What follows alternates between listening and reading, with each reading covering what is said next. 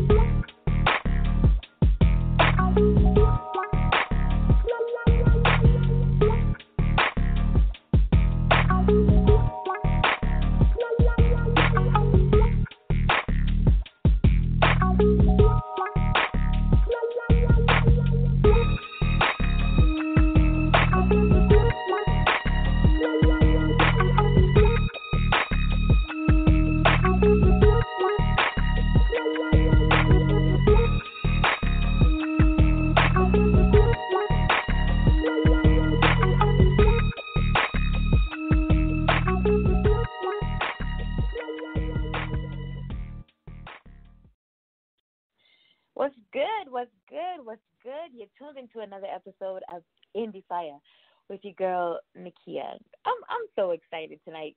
You know what? I'm always excited, right? Like, I could be having the worst day ever, and then I know at 6:27, my intro music is about to play, and it's about to be on. Like, I could be on air forever because you don't like to talk, right? But, yeah, I'm really, I'm thinking seriously of changing my career at my old age. I want to do this all the time, I want to do this all the time. Anyway, enough about me. Let's do a quick recap of Tuesday's episode. Who do we have on? Reno, Nevada rap artist El Postman. Yes, 18-year-old rap artist. Got a lot going on for him, and a whole lot, I feel, to come. He kind of, I was shocked. When I listened to his music. I was very shocked. I didn't want to tell him that on the show, but yeah, I see great things coming out of this young man if he keeps his mind focused. And I understand the concept, chasing the bag. I understand the concept, but master your craft because you're 18. There's so much more, that can come from you. You're nowhere near where I know that you're trying to get to. So master your craft. Those ends, they'll come. Trust and believe, they'll come because you're very gifted, very gifted. If you missed that episode, it's playback on iTunes, Spotify, blah, blah, blah, blah, blah, blah, blah, blah, blah. Just go find it. Search Endie Fiya, and you'll be able to find it. Current events, you know what, guys? Since we stopped He Said, She Said, I don't really keep up what's going on. I do know I finished watching Stranger Things. You're probably like, what? I know my kids was watching it, and when it was on, originally on, the kids was watching it and they always talked about it, and so for the past month now I've been binging on Stranger Things. So I'm done, and I want to see what's going to happen in the next part of it. It's got to be the next part. Dear White People, I'm talking about Netflix original shows. Dear White People, they're back with volume 3. If you haven't caught up on Orange is the New Black, this is the last season. I'm still waiting to watch that because it's the last season. Wentworth as well. What's the other one? 13 Reasons Why. Yeah, there's a lot of stuff on Netflix that I'm finding to occupy my mind now that I'm not in school anymore. So go check some of that out. I haven't caught up on Power. I didn't catch this Sunday's episode, so I can't really talk about it. Sorry. And again, I missed Greenleaf on Tuesday. Sorry. But you guys, you got all that, right? Power on Sunday. I don't know the time because I'm always watching it when it comes back. And Greenleaf is on Tuesday. And on the OWN network, Powers on the Stars network. All right? And I got to jump on that new show. I keep seeing people talk about Snowball or Snowflake or Snow White or something. But it's supposed to be better than Power. Like, somebody shoot me a quick message and tell me what the name of the show is so I can quit calling it Powder Puff Snow and all that stuff. Anyway, I heard it's really good, so I'm going to check that out as well, during my downtime next couple of months. School starts back in January. Yeah. So I'm super excited to have my guest here tonight. You know what I hate more than anything in the world? Is when people flake on the show, all right? When you come to me like a month in advance, I got to get it out of my system. Sorry, got to get it out of my system. When you come to me a month in advance, you harass me about being on the show, all right? And, you're giving – everybody gets deadlines. because we all have to work on deadlines, because stuff has to be done to prepare for the show. Promo has to be done because we want you and your brand promoted. So don't tell me that you're going to do one thing, because I'm going to hold you accountable for that, Like, I expect people to hold me accountable. They expect me to be here. They expect me to promote their show. You know what I mean? They expect me to promote them after the show, because that's what I do. But don't chase me down telling me that you want to be on the show and then you're MIA 2 days before the show. Can't nobody find you. You're not responding. And I'm not going to chase nobody. I don't do that. My schedule's too hectic. I can't chase you. We're all adults. And so I feel like you should be a woman or a man of your word. And if you're going to be here, be here. Nevertheless, God always has a ram in the bush. Doesn't he? You just drop a quick note saying, I got an open spot, and bam, there's somebody. And I've actually been wanting to interview this young lady, get her on my show for a minute. And it just so happens that, she said she was interested. So I'm super excited to have author, artist, and creative director Harlo Hendrix here with me this evening. Harlo Hendrix refers to herself as a middle-aged millennial and the Renaissance renegade. I can get with that middle-aged millennial thing. I can't. I think it's because, I got teenagers and whatever. I think I can get with that. I like that. She's a former producer and reoccurring co-host on Saved and Sexy Radio. Shout out Susie Newton right there. Harlo is an author, an entrepreneur, and a community activist. She has written 2 publications under her pen name, Toni Racell. I probably said that all wrong. Y'all just Google it, all right? ToniRacell, okay? 1 fictional novel called Bread Pudding, and a collection of stories and poems called The Experience Chronicles. And it has some more to that. It's like The Experience Chronicles. I don't have exes. I've had experiences. I like that. Her 3rd is upcoming novel titled Born Broken is expected to be released early 2020. Harlo has a BFA in visual communications. She is also considered a light healer as a certified USUI RYOHO Reiki Master and teacher, and creates handmade healing jewelry, of which the proceeds go to her community efforts called Candy Collective Project. Harlo is a wife, a mother of 3, and the grandmother of 3. She's a former Texas resident, born in San Francisco, California, but considers Los Angeles her home. She currently resides in Las Vegas, Nevada, with her family. Endie Fiya listening audience, I present to you this evening my guest, author, artist, entrepreneur, creative director, community activist, on and on and on. This lady does it all. Mrs. Harlo Hendrix. Hello, my goodness. You make me sound fabulous. God, that's my job. I was listening. I was like, wait a minute. That's awesome. It's such a pleasure to be with you this evening.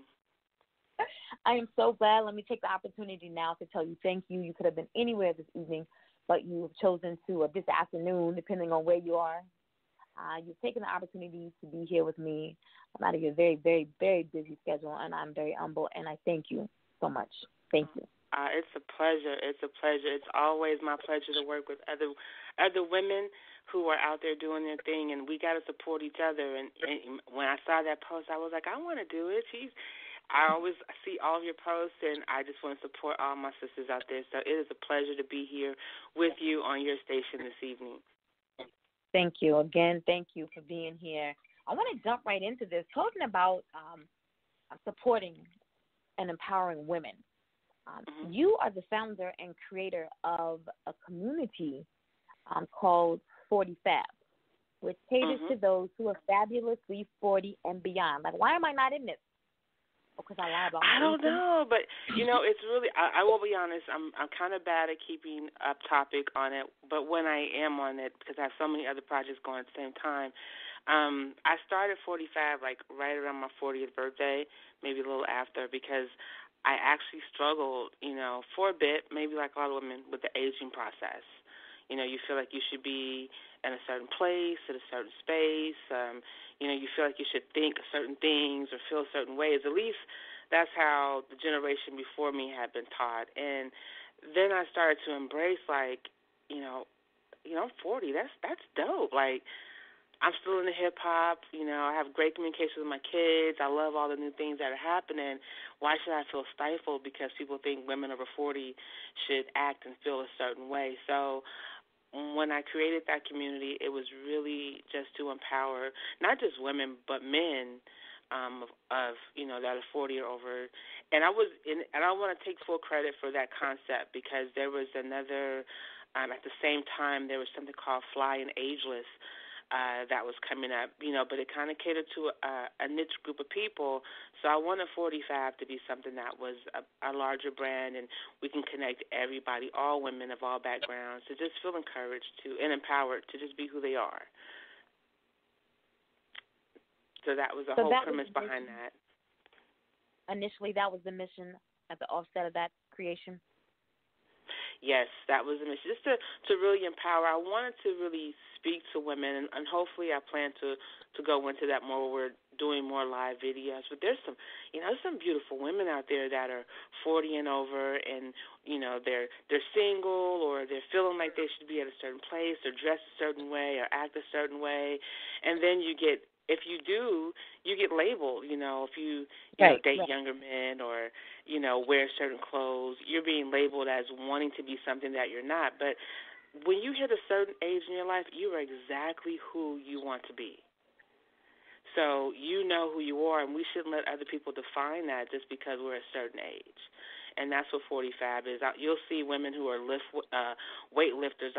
I've posted about women who are 100 that are running marathons. Like there's nothing we can't do. We just have to really commit to wanting to do it.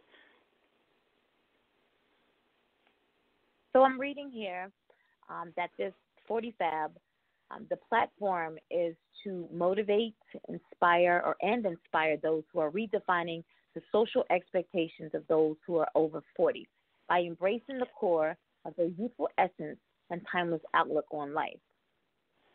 Yes. How has the creation of this organization, how has it affected you as being over 40? Well, I will say this. Like I said, I was apprehensive. Now I'm excited. I embrace the aging process more so than, if you look, I can go back and remember when I was 21 going, oh, my God, 50. That's so far away. I don't even want to get that old. That's just old, And I thought, and as I'll be 50 in like 2 weeks. And when I was coming up, and I'll be 50 on the 28th, and I'm super excited to celebrate that milestone in my life. And I say this because my grandmother, she lived to be 100. Just recently passed away last year, and may she rest in peace. And she has such a livelihood and such an essence about her. Like my grandmother, you ask her, you say, "Hey Millie, how you stay so young?" She's like a shot of Johnny Walker Red in the morning. That's crazy to me, but she was just youthful.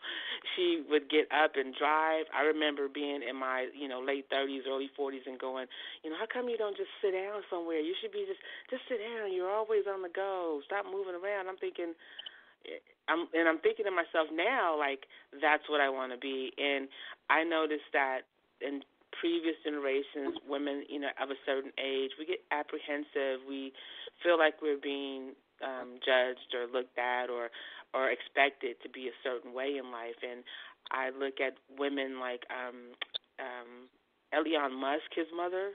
She's like the oldest CoverGirl model at this point, 70 years old. I follow this awesome page called Advanced Style, and they just had a fashion show with women who were 60 plus, and they were killing it.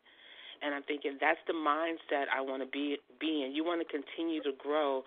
You want to continue to learn and challenge yourself because that's the essence of youth, learning. Don't ever get to a point in your life where I know it all. I've done it all. Right. I've seen it all. Because especially with the way, and that's why I call myself the middle-aged millennial, because there's so much stuff out here, technology-wise, information-wise, that we are now able to embrace that we couldn't even do 20 years ago. So I'm going, okay, I can learn this, I can be this, and people are pursuing their dreams on major scales, and they're over 40. They're not even 20, 30. They're over 40.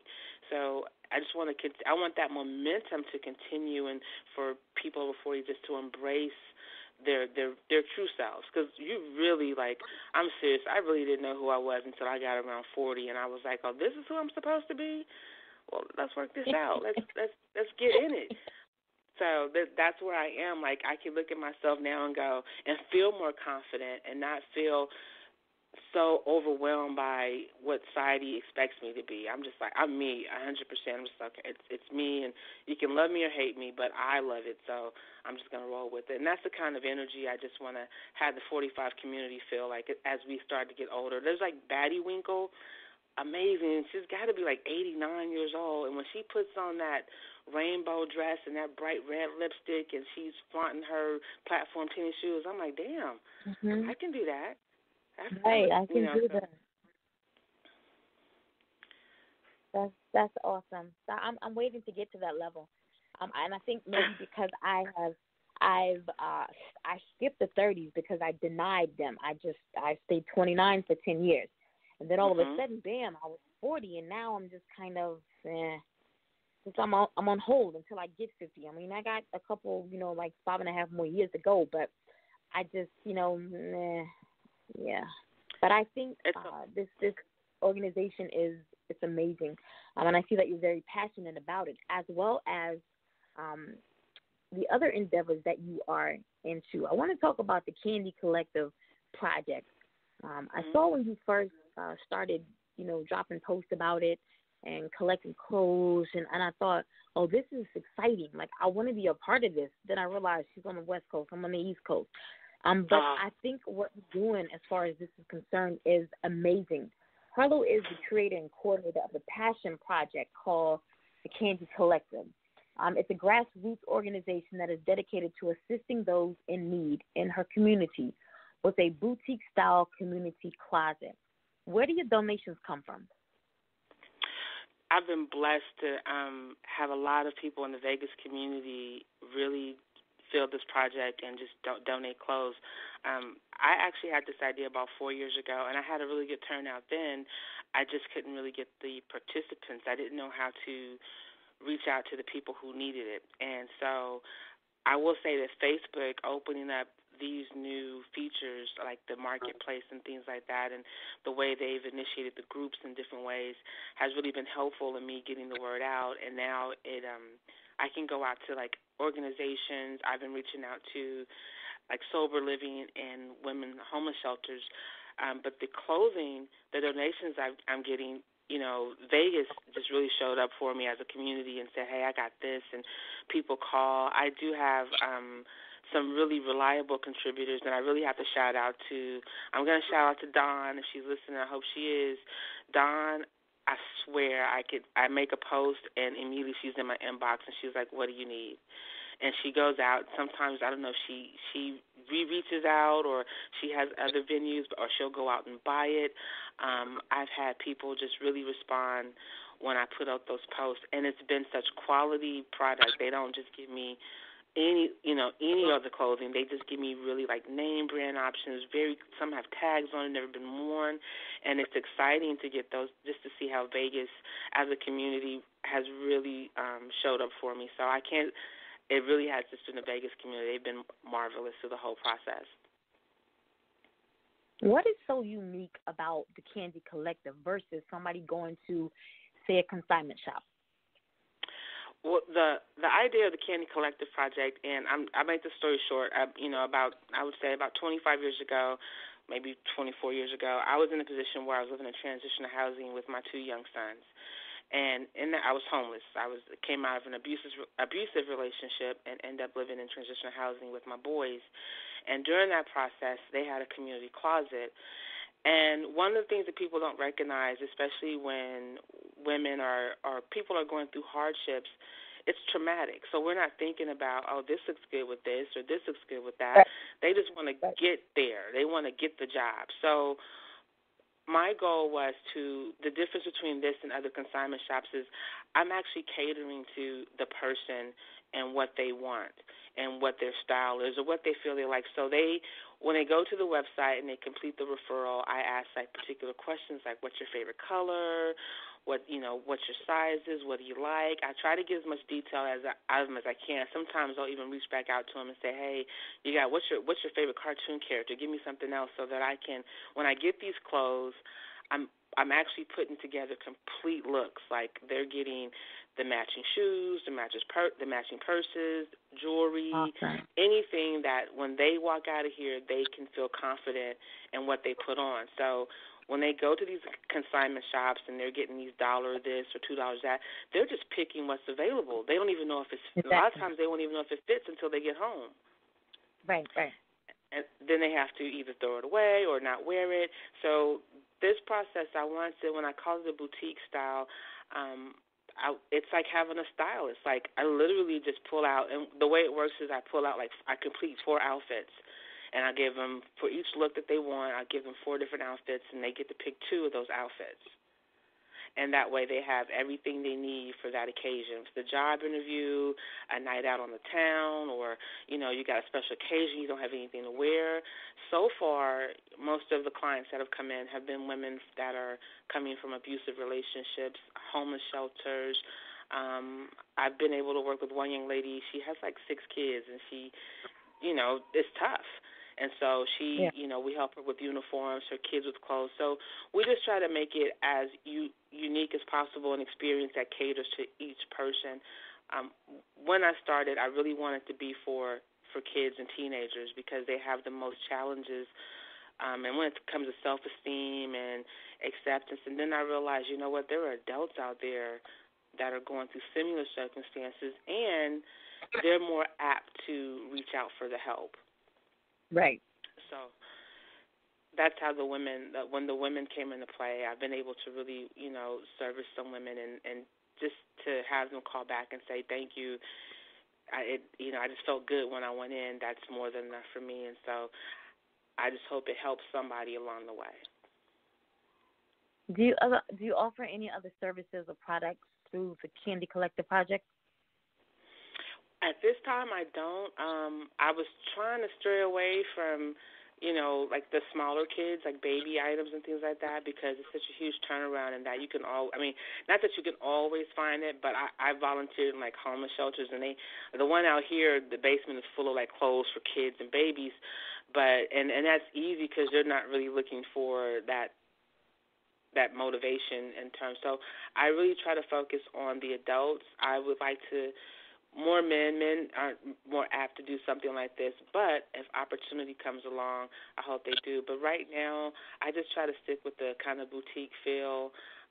I do it out of my living room, so when they come in, I had to set up like an office, and I just try to make them feel like this is a celebrity stylist. You go try it on.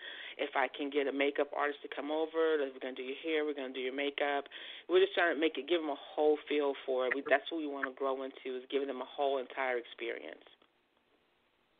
That would have been my next question. What are your goals for the Candy Collector Project moving forward? Moving forward, I would definitely like to see it expand. I would like to see, like right now, I do depend on 90% of my donations are clothing donations from other people.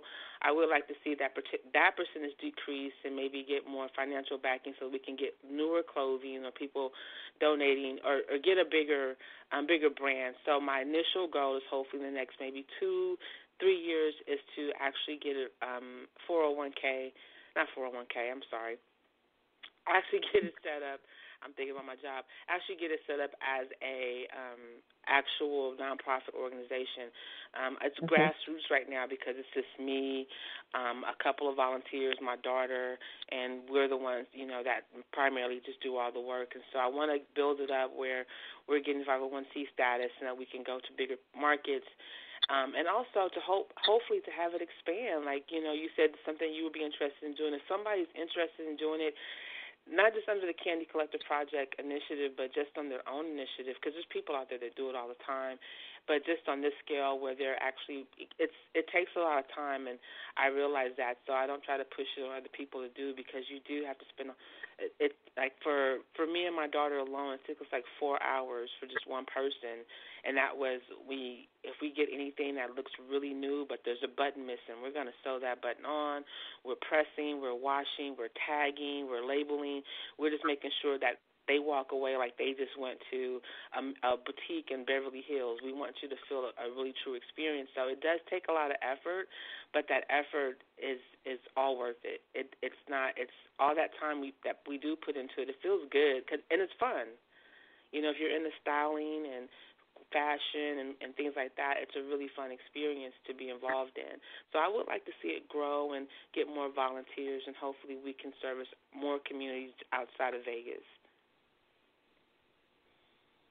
That is awesome. That is so awesome. I'm excited about it because my daughter's a freshman in college, and she's in an MBA program right now for fashion merchandising and consumer studies.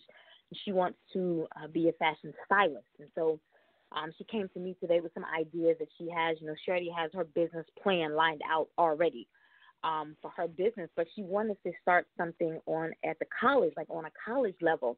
And she was like, Mom, I want to shoot this idea towards you. And it was so similar because we work with the homeless here where I stay at. We work with the homeless, and we go out and, you know, feed, make meals, you know, whatever it is, whatever their need is. But there's people drop off clothes, like at the Salvation Army or whatever, and they take them to, you know, the homeless shelter and let them, like, go through them, you know, like barn rats. They just picking and pulling and stuff. But they don't get that one-on-one attention. And that's, you also mentioned that with a consignment shop, you can go in there and pick for yourself, and you may be able to try it on or you may not. But there's not the one-on-one personal touch like you're offering. And I think that right there is phenomenal, because when you have people in these circumstances, you know, things that have happened beyond their means, the last thing they need is someone just, you know, this is a handout, take it and run with it. You know, they want to feel loved, you know, and they want to feel appreciated. They want to know that if I walk out of here, you know, what I got on may get me the job that I've been trying to get, you know what I'm saying, as opposed to picking up something and thinking I might be able to fit this when I get home, or, you know, has this been worn before, or, you know what I'm saying, just different things that they run through their mind. But when they have someone that has taken plenty of time to pick out a nice, you know, outfit for this occasion and for that occasion, and then, you know, you're not being charged for this, and you're getting suited from head to toe, you know, with the purse to match, you know. So this is phenomenal. I really want to see this expand past Vegas, really. Well, that's my goal, and if anybody's out there, anyone is interested in being a part of this project, I'm open to it. Like I said, it's just, you know, when I look at, when I go online and I see people, like, trying to sell their clothes, and there's people who legitimately need to sell these clothes for their own financial benefit. But if you think about it, you know, one of the donors who gave me some clothing, she was like, I'd much rather see this stuff go to somebody who I know will actually get used. And one of the key stipulations, and, you know, something I would definitely encourage your daughter to do, especially in a college dorm, because a lot of the girls in dorms or college students, they're struggling too. Financially, or, you know, going through that process. So I do, though, one of the things I do, I have to be a little strict with the actual process, because, you know, you do get a lot of people that will take advantage of it. That's the scary part. But you don't know, and you already know what your intentions are. But you definitely want to kind of limit, you know, you want to give them a limit, but you also want to give them, in that limit, you want to give them as much as your personal attention during that process. Like you said, we can't make a complete change in a person, but in that moment, they will feel different, and they will feel more confident, and it does boost. I mean, how do you feel when you know, like any person, any woman, any man, when you got the nicest outfit on, and your hair is done, and your makeup's right, and whatever occasion you're about to step into, when you look and feel confident, you present yourself that way. And when they go into these job interviews, because they've gotten clothes off the rack at the thrift store, you know, there may be a hole or button, small things that they may notice, and realizing that maybe the interviewer or the person you're with, they're not really going to notice something, that small detail, but because you noticed it, that small thing makes you feel a little defeated. Like, I can't Right. even afford to, Right. and so that was a really big thing for me when it came to doing the Candy Collective, and that's why I had a hard time because, like, my first two clients came in, and I was giving them everything. Oh, you could take this, and take that, and take this, and people start going through the closet, and I was like, wait a minute, this is not how that works, because now you're taking stuff, and you don't even know if you can fit it. So you can wear it. You're just in here like a regular. They were trying to come in like it was a thrift store. I said, no, that's not what I want this experience to be, because you take this home. What are you going to do with it if you don't fit it? Are you going to bring it back to me? Are you going to pass it forward to someone who can use it? And a lot of times they weren't. I've had people take my stuff and take the stuff and try to resell it, and I'm thinking, oh man. Oh no. So that was one of the things I had to look out for. But now that I've kind of streamlined the process where I am in complete control of the experience but not taken away from the client that I'm working with, and letting them know it's marginalized, that I'm going to help you, and then my stipulation is when they leave here, I don't want you to pay me back, but I do want you to pay it forward. Pay it forward. Exactly. So it's been, so far I've been, after the first failure the first time, and it was a failure, it was like, oh, this is really bad. Then when I woke up one morning and said, I'm going to do it again. And the next thing I knew, I had people contributing through our GoFundMe. Even though it was a small amount, I was able to get so much and immediately started helping people. I wanted to have it inside of a boutique, and I was looking at spaces and decided, you know what, if I can help someone now, I'm not going to wait until I get a storefront, or I'm not going to wait until I get a space. I'm going to do it while I can, and everything just started to fall into place. I wish you the best of luck with this project. I know that you also, and I've seen the jewelry, and I didn't know this until I read your bio, but I've seen the jewelry and I've seen the stones. What is, I know, but explain what a Reiki Master is. Oh, well, Reiki, it's kind of I guess it's a new age. I guess they would consider it new age medicinal, maybe not necessarily medicine. It is a healing process that deals exclusively with your energies and your chakras. So we all have 7 chakras. And as a Reiki healer, my goal is to balance and to heal these chakras. And I had started studying Reiki about 4 years ago, and I wasn't really in tune with it in terms of, is this for me? But I noticed some of the natural things that I was gravitating to were also a part of the Reiki healing process, like, stones and, even just lighting candles, meditating, certain colors and things like that I knew would heal energies, the way I was eating food, the food I was eating, all those are part of the process. And as I began to study more, I thought, well, I need this for myself. I wasn't necessarily looking to heal others.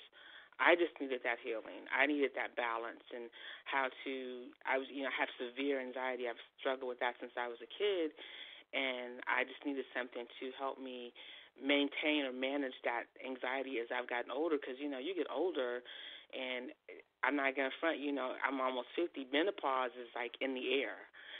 So I'm having anxiety attacks. I'm not sleeping at night. I'm getting headaches, and all of those things were coming into place. So I started studying Reiki, and when I started to do that, I started to definitely see a shift in my energy, how I address things. And a Reiki healer is just someone who, really focuses on healing your energy.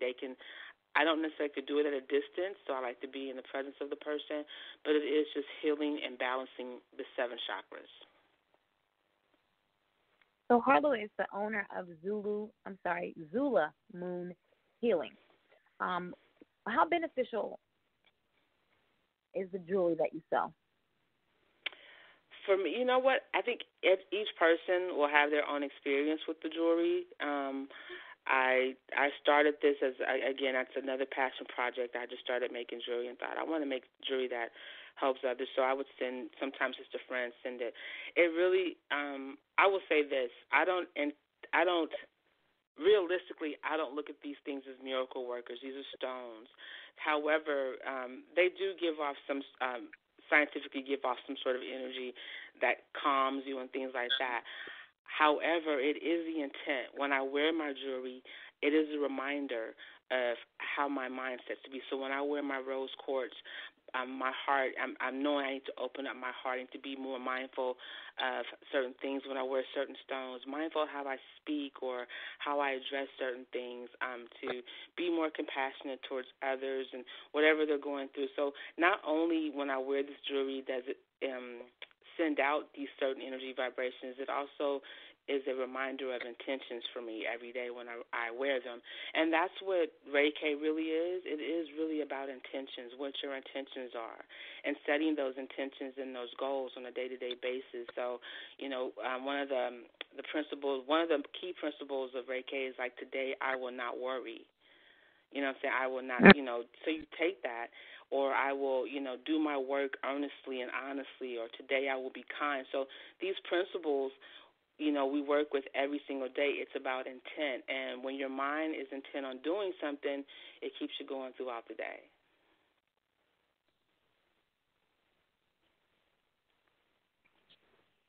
Got it. Okay. Got it. Now, I know that your bio says that a large portion of your sales funds community service efforts. So what other projects are you vested in right now?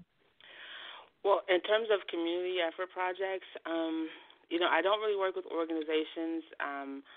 I don't, because I don't want to be confined to any religious regulations or government regulations. So when I say community efforts, sometimes I'll take some of the profit, put it back into other jewelry making things, but also like there are occasions where we'll go out and buy water and snacks and just go down to what they call Vegas to Skid Row and hand out water. Mm-hmm. We do, my family and I as a unit will create like what we call blessing bags. A few years ago, I had a challenge called the 5,000 blessing bags, and I was challenging people to create these small bags and just go out and hand them out. Don't wait for Red Cross or whatever organization's supposed to do it for that day. Sometimes we have to go out and just, because a lot of people are missing those opportunities. There are people who can't speak or can't hear or may not know how to find those other resources. So I take some of that profit and put it back, of course, into the Candy Collective, because I do try to buy new items. I'm a big Wish fan, so I get a lot of stuff off of Wish. They sell all kinds of stuff, like, jewelry that we can give out to our clients in bulk. Yes. So I try to buy in bulk, but we try to get little things off for the Candy Collective project, so that we're not just giving them, stuff that's been used. We're also throwing in a couple of new items as well. So we try to get like socks and, underwear and, hygiene things and stuff like that when they come and get their whole outfit. We give them other stuff. Some people won't take it. Some people are like, yes, this is what I needed. So we just try to take that money and turn it around and put it back into the project so that we can help people when we can. So this summer we didn't get a chance to go out and do the water thing, but for the last few summers we go out and hand out water. Like I said, blessing bags. We throw in toiletries, snacks, and we just see people who randomly need it. We don't try to go to a specific location. We see homeless people, we keep them in the car, and we'll just get out and grab it and give it to them. So those are kind of the efforts that we try to use the proceeds for. That's awesome. We started doing the blessing bags, I don't know, probably 5 or 6 years ago, and we started doing them on Easter Sunday.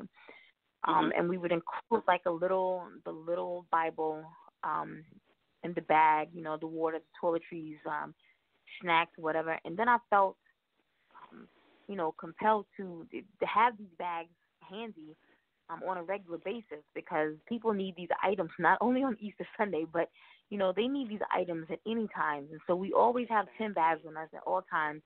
I travel a lot. So in my city, I know where to go, the different places to go to find the homeless or the, disenfranchised. But when I'm traveling, I always make sure that I have, 5 to 10 bags on me so that I'm able to give them out to those in need. So I commend you on that, you and your family on that right there. A lot of people take simple things like that for granted. I know there was a post a while ago, women who have old purses and all you're going to do is throw them away or maybe take them to the Salvation Army or whatever. Put toiletries and, sanitary items in those purses and give them to a woman in need. You never know what you're blessed with, that you feel like this is discarded trash, how it can be a blessing to somebody else. So for me, it was like I had a huge problem because all my bags are designer bags. So that's the one thing that I spoil. I got to spoil myself with the designer bags. But I thought about it. You have bags that you had for years, and you may have used them only 1 or 2 times, and they just sit in your closet. All right? So the value on those bags is now depreciated. Why don't you give those bags away? Your boy, man, that took a lot. That took a lot out of me. Because I'm selfish. I'm my only child. I'm selfish. So that took a lot out of me just to be like, to even come, to terms that you can do this. You can, I almost had a meltdown, but you can do this. You know what I'm saying? They just sit in your closet. They collect dust. They're in their little bags wrapped up or whatever. But be a blessing to somebody else. Exactly. And so yes. I love what you're doing. I love what you're doing. I know that you're also an author. 2 books already published, and a 3rd one expected to be released in 2020. Yes. So let's back up, first of all, and give the listening audience your pen name, because I probably jacked it all up. You're right. You're closer than anybody has ever been. It's actually Toni Racell. It's a part of my legal name. So Toni Racell. I want it to be identifiable for people who really knew me. So it's Toni Racell. Like you think of Duracell battery. I guess that's the closest way to remind yourself how to pronounce it. Got it. Now, Bread Pudding was the first fictional novel that you wrote. And when did you first realize that you wanted to be a writer or an author? Like, was this something that just overnight I want to do this, or did you have books or manuscript that was already written and you just decided to publish it, or how did that work? I have been writing since I was 8, literally, like poems and things like that. So I just didn't feel motivated, for one, to pursue it. And then as I got older, I would always say, I procrastinated for so many years. So what motivated me, honestly, was the passing of Prince. I'm a huge Prince fan, so if anybody knows me, they know I am a huge Prince fan. And I was a little torn. I think that's how we initially connected, was our love for Prince, if I'm not mistaken. Yes. So I'm a huge Prince fan, and when his death took a little bit of a toll on me, and also following that, the death of Denise Matthews, who people know as Vanity, was another impactful person, because I had an opportunity to really meet and speak with her. And one of our last conversations before her passing was, first of all, she was always against me taking medicines, and if you don't have to take medicines, don't be dependent on them. But she was also really adamant about pursuing your goals, and one of the things she said, she asked me, what are you dreaming about doing? Well, she had written a book, and we had been communicating about doing some covers and websites for her before she passed. And I thought, okay, I'm going to write this book, and I challenged myself to finish it by a certain day. So Bread Pudding is a really short book, but it was more of a personal project. It was a personal challenge for me. And I wanted to see if I could do it. And, again, with all the new technology that's available to us today, self-publishing was just one way of really living up to that challenge. So I said, I'm going to do the Amazon thing and see what happens, and if I want to do it again. And I did. And it was scary. I mean, it didn't get the reception that I wanted, but I felt proud of myself because I did it. It was something I've been wanting to do. And it is It definitely shares some personal pieces about me. It is fictional, but it is based on, every character is based on someone that I am immediately connected to in some way. There's a characteristic or flaw about them in the book, and it is a lot of fantasy. You know, this character, I vicariously create this character of someone who I would want to see myself as at some point. So I enjoyed writing Bread Pudding. It was my first challenge to myself, and this newfound of being 45. You know, it all of that came into play around the same time, and just kind of being comfortable with myself and being confident enough to publish the book. Hey, yo, what's good? It's your boy Jerusalem from the Scarfella Music Group, and you on the air with the hottest station, Endie Fiya, with your host, Lil Timmy and Nakia, right here on the station bringing you all the hottest hip-hop hits, Endie Fiya. Let's get it.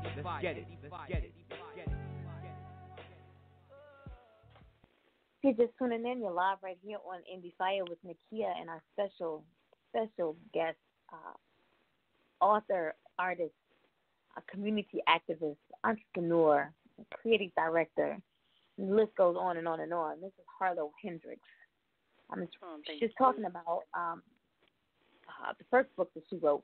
Now, from there, you went into the Experience Chronicles.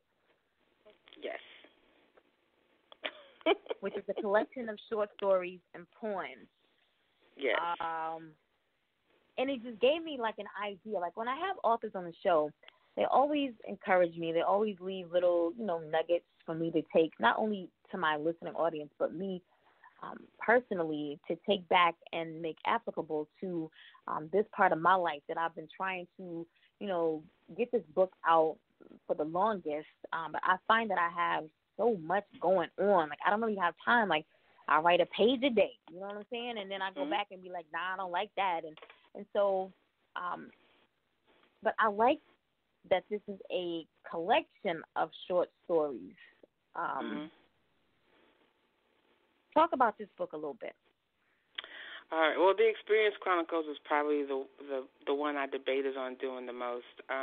They're all true stories. All the names have been changed, but they're all true stories. So the short stories and the poems are poems that I've collected or recently written. So it runs from a gamut of like the last 20 years of just writing poems and not really doing anything with them, and I wanted to share them in some sort of way. And so the motivation to a lot of my writing is heartbreak and pain, that's how musicians write their songs. And so I didn't want to look at as I am now married and been married for 15 years, I didn't want to look back on my exes, and at least not all of them, look back on it as this is my exes. I needed to have grown or gotten something from that encounter, so they were my experiences. And from each one of those experiences, I evolved into the person that I needed to be, and it also helped me identify the person that I want to be with. Mm-hmm. And so I recorded, over the years, some of those stories had been pre-written. Some of those stories I just thought about one day. I was like, I'm going to write this down. Because, you get on the Internet now, and all of a sudden you're on Facebook looking up your ex. Like, I wonder what he's doing now. I wonder what. And then you go, you're like, I'm so glad I didn't do that, or I'm so glad that it ended. But what did I take away from that person? Because I don't want them either to feel like I had a crazy ex. I was nuts, so I'm sorry. But from you, I gained some knowledge about myself, even just internally looking at who I was at that point in my life. It wasn't necessarily their fault, and even though I thought it was, I can look back and take self-accountability for what I played for. And that was what the book was initially trying to do, so take some accountability for what I did in the demise of relationships, but also to just really, let other people know that you're not going through this alone. And this story, and most of the stories are just really funny. I think they're just kind of funny, like what kind of idiot was she? Like, yeah, but you did it too, or probably, So, like I said, right. They're all true stories. So some people will be, if they read it, which I doubt any of my exes will read it, thank God. But if they do, they'll probably be able to identify themselves in the book and That's be like, me. damn. Right. That's me. Like, I did that to you? I'm like, yes, you did. But, I appreciate you because now, looking back, I go, everything I didn't want, everything I wanted, I finally got it. but I had to do some changing too. So that was all. It's all in the book, and some of them are just really. Nikki Giovanni is one of my favorite poets. She's my muse. Mm-hmm. I love Iceberg Slim, and so I write, and I try to write in, the way that makes me feel comfortable. It's a little explicit, Some of the most beautiful songs are just really great poems put to music, and it's kind of a neo soul kind of thing. The whole Love Jones vibe, it kind of comes through that. It's a lot of spoken word written down, and so I just wanted to share it. It was just my experiences, and I wanted to share it, and people get a little entertained from it. I did. As I went back and read it, and I was like, damn, somebody gonna be mad. Somebody gonna be mad because I said this, but it's my experience, and I wanted to share it with this. Just put it down somewhere where it's solid. I wanted to be I wanted to be concrete. I wanted to be somewhere where it's solid information. This is what really happened. Well, all right. My wheels are spinning. I got lots of ideas off of that. You said it was all your stories were true, so of course it came from a very personal place, even though it was entertaining. But Born Broken. Is a little bit more personal, correct? It is.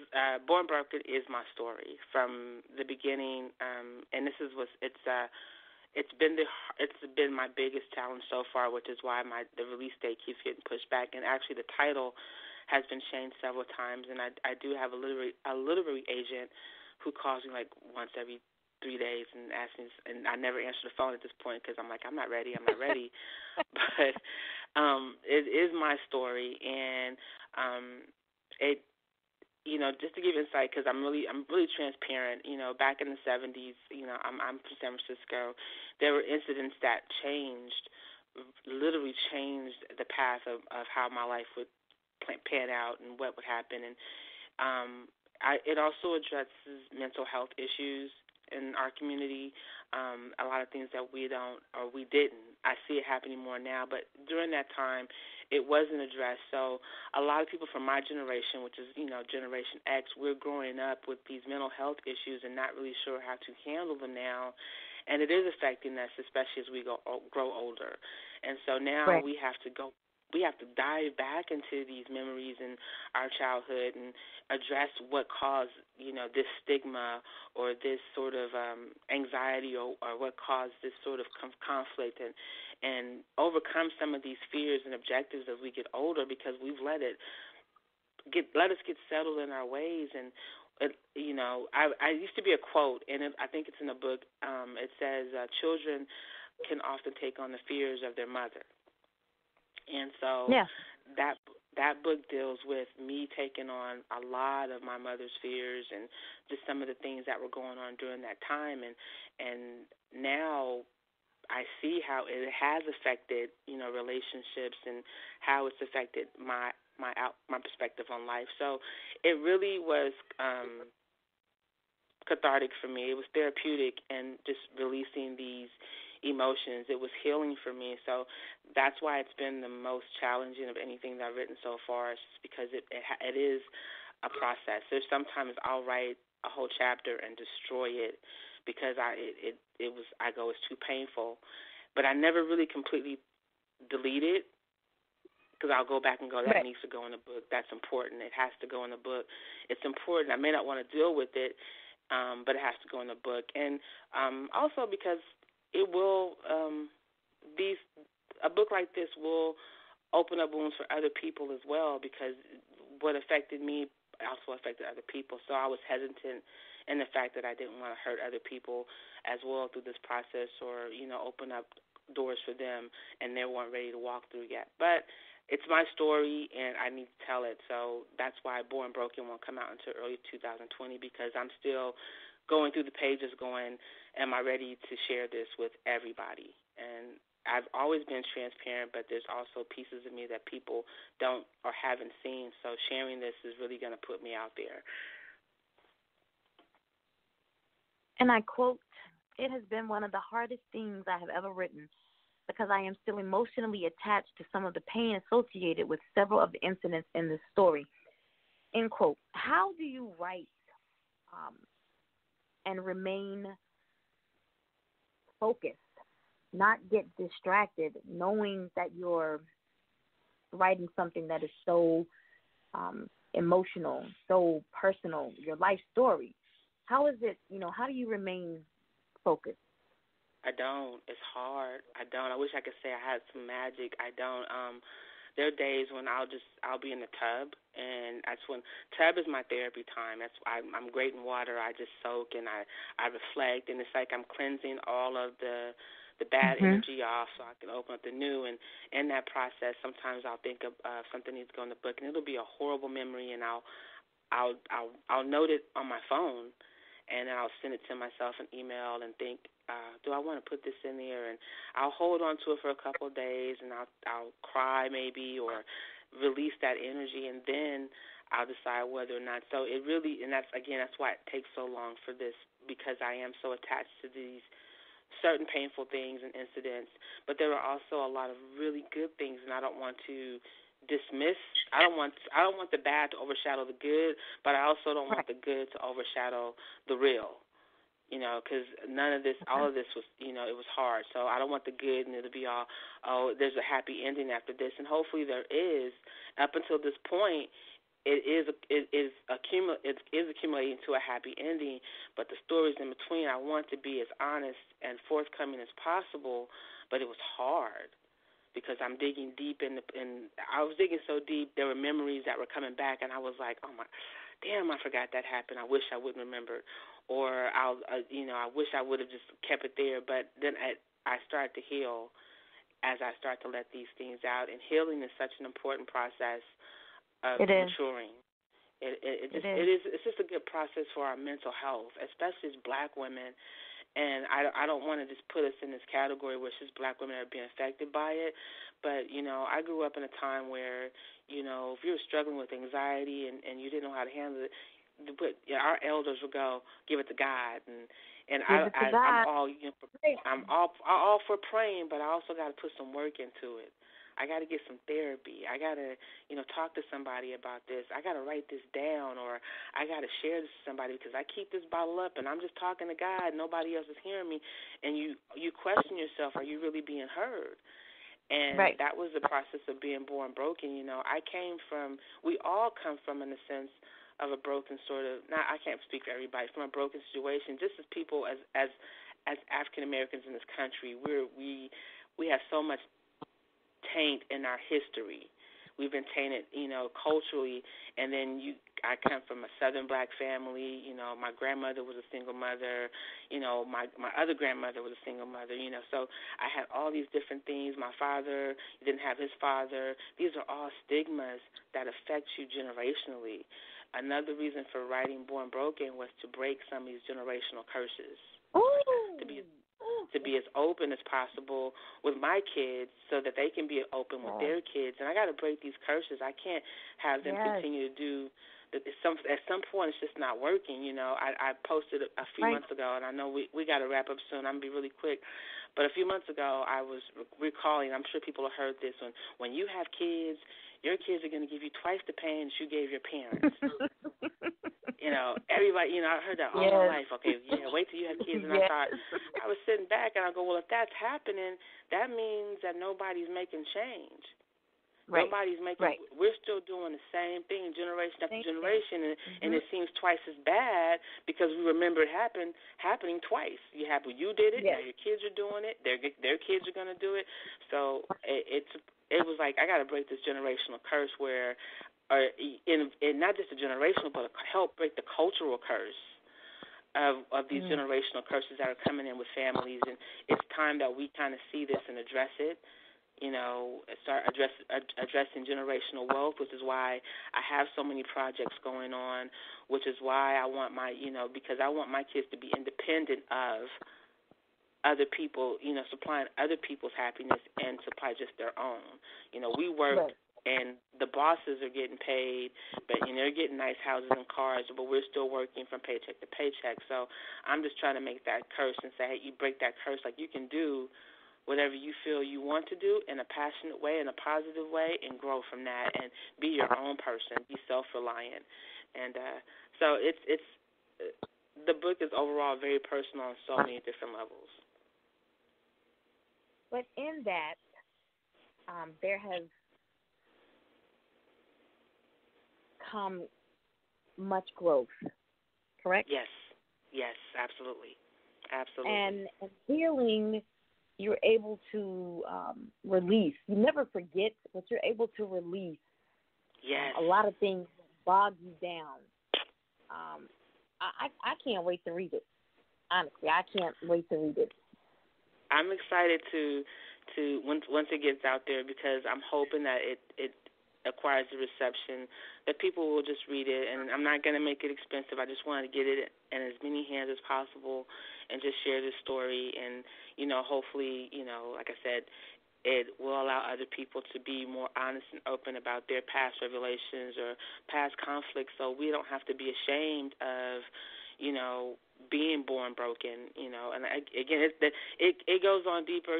One of the things, I'm going to be really quick, when you're born broken as a young woman, you got hypersexuality, you got low self-esteem, and then you got this community calling you a hoe or a slut. And these women I run into every day, but you don't take the time to realize that there's something broken there. Why is she acting or responding? Why does she need this sort of attention?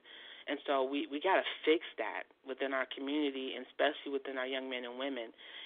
They say we don't commit suicide on grand scales, but when that young black man takes that notion to pick up that gun or become a part of a gang or sell drugs, whatever he is, that's inflicting almost self-suicide on himself. He knows he's not invincible.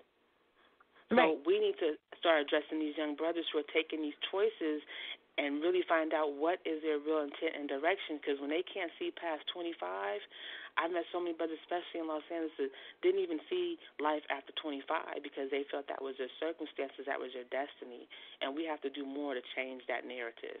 So, again, I hope this is what I want Born Broken to bring out, and start changing narratives and open up conversations for just not our communities but our families, our intimate families as well. Awesome. I feel like, and my boyfriend has a show that he does on Facebook twice a week. It's called, okay, so I better not say the name. All right, so anyway, the premise behind the show is,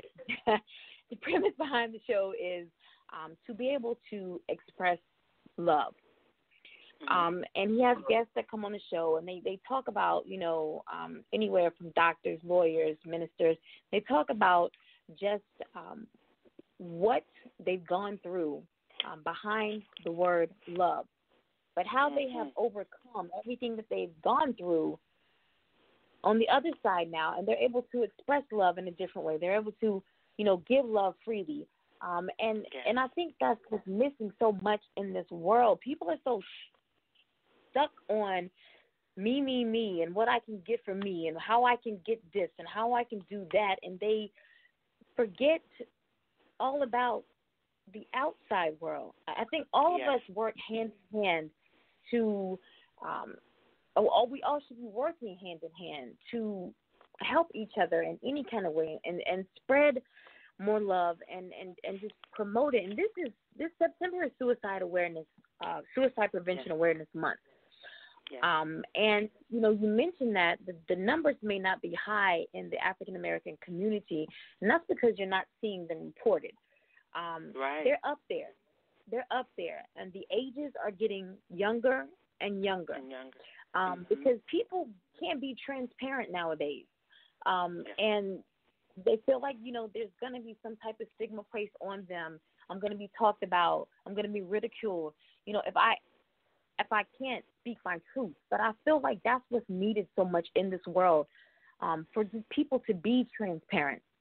I think it will, you'll be able to release a lot of the demons that you yourself hold within you, stress that you carry, illnesses that you carry. As you mentioned, these generational curses. I believe when you can just be real with yourself and be real with other people, you'll see a shift in your life. So I hope that's what's going on with you writing this book. You're seeing growth in Harlo. And I feel like on the other side of when this book is published, you're going to birth something new. Yes. that is the ultimate goal, is to definitely birth something new, because it has definitely, like I said, being transparent, speaking your truth, not only that, just living in your truth and knowing, you are flawed in certain ways, that you are growing, you are human, and we don't get stuck in that that mode. We're trying to please other people just to feel wanted. We all want to feel accepted, but you have to be accepting of yourself, and that's the whole process of being able to heal and accepting myself for all of my flaws. Like, I remember somebody told me one time, "Oh, you act too much like," and I was insulted. I'll be honest, I was insulted, because I was like, "Am I weird?" And they were like, "Oh, you kind of act like Prince. You watch too much Prince." And I'm thinking, "Oh, my feelings are hurt. Are you saying I'm corny? Are you making fun of me? What does that mean?" Right. But then I sat back and thought, okay, well, you know what? I took some really key, important characteristics of a person who had great humanity towards other people, who taught love, who was about love, who was completely transparent from beginning to end. Yes. And so if that was the case, I'm going to take that as a compliment then, because I had to learn something about myself. But if you would have said that to me about 10 years ago, I would have been insulted. I would have been like, does that make me weird? Because, I was always one of the weird kids. Does that make me weird? Am I different? But then I started to be accepted. You know what? Maybe I am a little weird. Maybe I do, carry this purple blood a little too deep. I don't know, but it is who I am. And it doesn't stop me I'm not a danger to you or anybody else. And it doesn't stop me from loving myself or humanity. And that's what we have to start doing. I mean, we're such in a very politically correct era where people are scared to say who they are, what they feel, or how they feel, and we've got to watch our language. Of course, we want to watch our words, but we're also looking at how we're, these images on social media, trying to be competitive with other people, or looking at other people's lives and going, oh, they lived a good life. And 9 times out of 10, it's probably not even close to what you think it is. Because, there's a very small scale of people who are just that open and transparent in real life. So it has definitely been healing and a growth process for me. Awesome. Well, we are down to, we're out of time. I want to go ahead and give you the opportunity now to get all of your contact information out for those who may be listening live, or those who may come back and listen to a playback show. If they're interested in purchasing any of your books, if they're interested in donating and partnering with the Candy Collective Project, whatever their need may be, to get in contact with you, the floor is now yours to get all of your contact information out. Okay, well, I'm pretty easy to find on all social media under the name Harlo Hendrix. So you can either put in Harlo.Hendrix or just Harlo Hendrix. That's on Instagram, Facebook, and Twitter. And in terms of the Candy Collective, we do have a Facebook page on Candy Collective, as well as Zula Moon Healing. I'm all tongue-tied, been talking too much. Zulu Moon Healing, and there's also a page for 45 on Instagram and Facebook as well. So it's pretty easy to find. Everything's pretty direct. As far as my books, I am on Amazon under my pen name Toni Racell, so you will find all 3 books there, including the anniversary edition of Bread Pudding. It actually extends from the first original cut of Bread Pudding, so that people want to know what happened to the main character, so I did add a epilogue at the end just so people know what happened to the main character. And that's where you guys can find me. I am easy to find. Harlo Hendrix or Toni Racell, really easy to find. And Harlo is without the W, guys. So Harlo, Harlo, Hendrix, like Jimmy. All right? Like Jimmy, and I'm not related to Jimmy. I don't know who started that rumor, but y'all need to stop. I'm not related to Jimi Hendrix. Well, again, I want to thank you for tuning in this evening, and I thank you, Harlo, for being here with us. And I think Miss Susie Newton, who has been on the entire interview, thank you. That's my business bestie. Thank you, Susie, for chiming in. Thank you, Susie. I love you. That's my sister cousin. She is, I'm telling you, she has motivated me to no end. So thank you. Love you. Yes. Yeah, I know exactly where you're coming from when you speak those words right there. Live this Saturday at 7 p.m. Eastern Standard Time. Guys, we don't do Saturday shows unless it's really big. This seems to be a little big. The Patty Pie guy will be here. I know you remember him a couple of years ago doing the little commentary when Patty came out with the pies for Walmart. He went viral, over 10 million views. That guy, James Wright Channel. He's an entrepreneur, a musician, a celebrity chef, a stylist. Yeah, he does it all, kind of like you, Harlo. Oh, wow. He'll be here Saturday the 14th at 7 p.m. Eastern Standard Time. On Tuesday, we'll have business development strategist Shashina Gibbs at 6:30 p.m. And then on Thursday the 19th at 6:30 p.m. Eastern Standard Time, we'll have published author T. Bedford. So if you cannot make them all, please do not miss them all. All right? And as always, I want to leave you with a quote. The music is not in the notes, but in the silence between. That's Mozart. Until Saturday at 7 p.m. Eastern Standard Time, you all have a good night.